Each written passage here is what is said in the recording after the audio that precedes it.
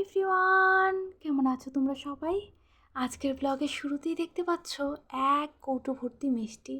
এখানে কিন্তু 150 পিসেরও বেশি মিষ্টি রয়েছে। তবে মিষ্টিগুলো দেখে ভাবছি এই মিষ্টিগুলো যদি সকালে আসতো তাহলে লুচির সঙ্গে খেতে পারতাম। আগের ভিডিওতে শেয়ার করেছিলাম তোমাদের সঙ্গে আমার ওই মনের কথা। এত ভালোবাসি লুচি মিষ্টি, কিন্তু না পেয়ে মনটা সত্যিই খুব খারাপ হয়েছিল। তো যাই হোক, এইদিকে এবারে চলছে ফ্রুটি বিতরণ।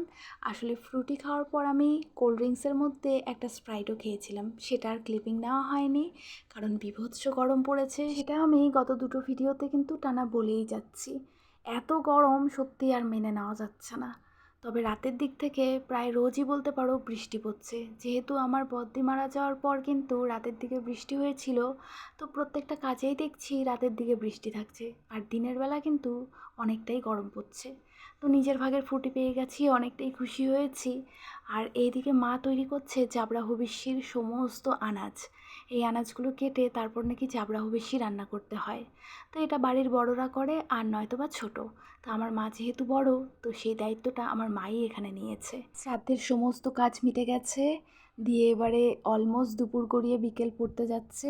তো সেই জন্য এদিকে চাবড়া হবিষ্যিটাও তৈরি করে নিচ্ছে। সন্ধ্যের গায়ে গায়ে কাকুরা সব যাবে বদ্দির জন্য ভাত সারার থালা নিয়ে। ওইদিকে রান্নাঘরে দুই কাকিমণি মিলে সেই থালাই এবারে রেডি করছে। আমার জীবনে তো আমি এই প্রথমবার ভাত সরার থালা সামনে থেকে দেখছি। এই থালা দেখে আমার মনে একটা প্রশ্ন উকিঝুঁকি দিচ্ছে।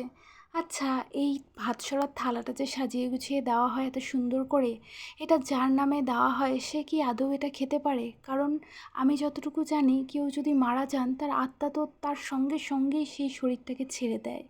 তাহলে সেই শরীরে যদি প্রাণই নেই, তাহলে এই ভাত সরার থালাটা কে খাবে? তো যাই হোক, আমি এই সমস্ত প্রশ্ন নিয়েই কিন্তু অনেকটা চাপের মধ্যে ছিলাম এই কাজগুলো যখন নিজের চোখে দেখছি, কারণ কাউকে না আমি জিজ্ঞাসা করতে পারছিলাম না। আচ্ছা, এখানে আমাদের ভাত সরার নিয়মটা একটু বলে রাখি।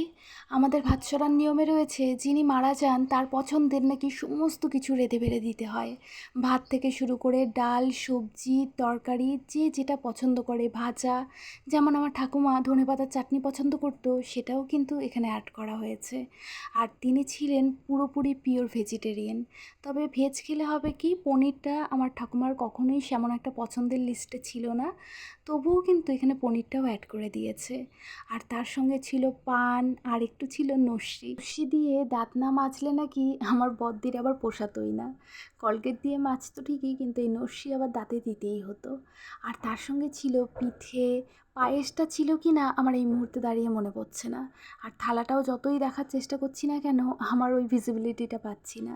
আসলে এই যে আমার ক্যামেরাটা তো তেমন একটা ভালো না, তোমরাই অনেক কষ্ট করে আমার ভিডিওগুলো দেখো, এটাই আমার কাছে অনেক বড় পাওনা। ভাবলে অবাক লাগে, একটা মানুষ একটা পরিবারে জন্মায়, তারপর তার সেখানে বেড়ে ওঠা, তার বাবা মাকে পাওয়া, তার পড়াশুনো, তার বন্ধুবান্ধব, তার আত্মীয় স্বজন, সমস্ত কিছু। আর একটা সময় পর সে তার সেই জায়গাটাকে ছেড়ে চলে আসে এক অচেনা পরিবারে। আর সেই পরিবারে থাকতে থাকতে সেই পরিবারের প্রত্যেকটা মানুষকে কিন্তু সে নিজের করে নেয়। তারপর শুরু হয় তার নিজের সংসার যাত্রা। সে সেই সংসারটাকে নিজের মতন করে ভালোবাসে, নিজের মতন করে দুটো হাত দিয়ে গুছিয়ে নেয়।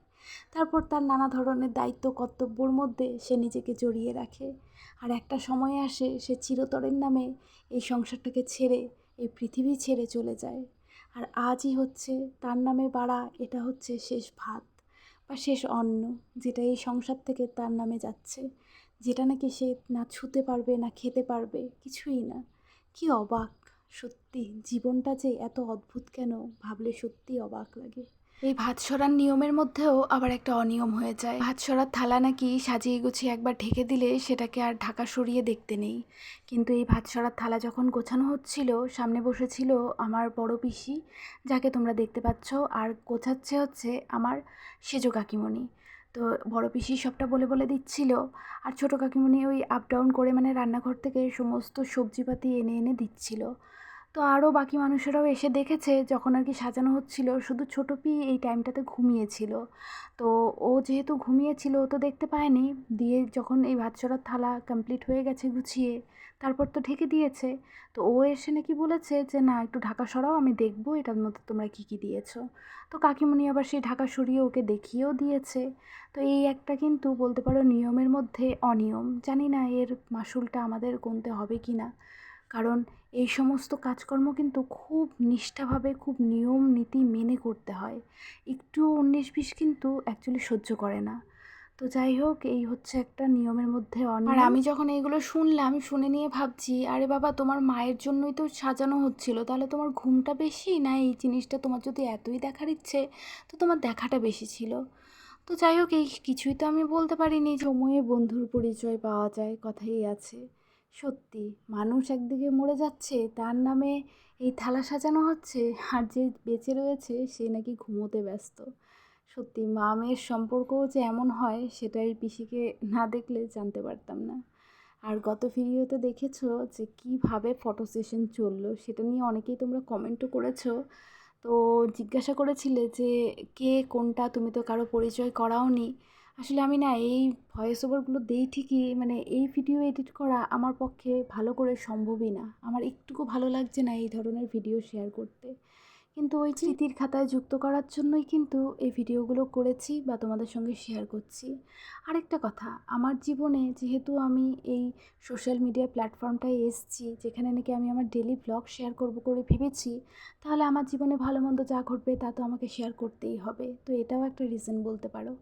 তো যাই হোক, এই ছিল ভাত ছড়ার থালা। আর পরিচয় জানতে চেয়েছিলে, তাহলে এখানে ছোটো পি কোনটা আমি সেটাই বলে রাখি। গত ভিডিও গিয়ে দেখতে পারো, নীল শাড়ি পরে যে ফটো তুলছিল বারে বারে করে শ্রাদ্ধের আসরে, তো সেই হচ্ছে আমার ছোটো পিসি। নীল রঙের শাড়ি পরেছিল, নীল রঙের ব্লাউজ, মানে একদম ম্যাচিং ম্যাচ, একবার দেখলেই চিনতে পারবে। আর এইদিকে ভাত ছড়ার থালা একদম সাজিয়ে গুছিয়ে সুন্দর করে ঢাকা দিয়ে দেওয়া হলো, যেই ঢাকা নাকি একটু বাদেই আবার খুলে দেবে। তো যাই হোক, কী আর বলবো, যা ঘটে গেছে তা নিয়ে আর কিছু বলার নেই। ভবিষ্যতে যাতে খারাপ কিছু না ঘটে, সেটাই ঈশ্বরের কাছে মনে প্রাণে প্রার্থনা করছি। তো যাই হোক, আজকের এই ভিডিও এখানেই শেষ করছি। তোমরা সবাই খুব ভালো থেকো, সুস্থ থেকো। আর আমার ভিডিওগুলো যদি ভালো লাগে, তাহলে চ্যানেলটাকে প্লিজ সাবস্ক্রাইব করে দিও। তোমাদের সঙ্গে আবারও দেখা হবে ঠিক সন্ধ্যে 7:35-এ। তবে হ্যাঁ, মাঝে মধ্যে কিন্তু একটু লেট হয়ে যায়। চ্যানেলে প্লিজ নজর রেখো। সময়ের একটু হেরফের হতে পারে, তবে ভিডিও কিন্তু বন্ধ যাবে না। প্রতিদিনই মোটামুটি ভিডিও আসবে, কারণ তোমরাও তো অপেক্ষা করে থাকো, আমি জানি। আজ তাহলে আসি, টাটা।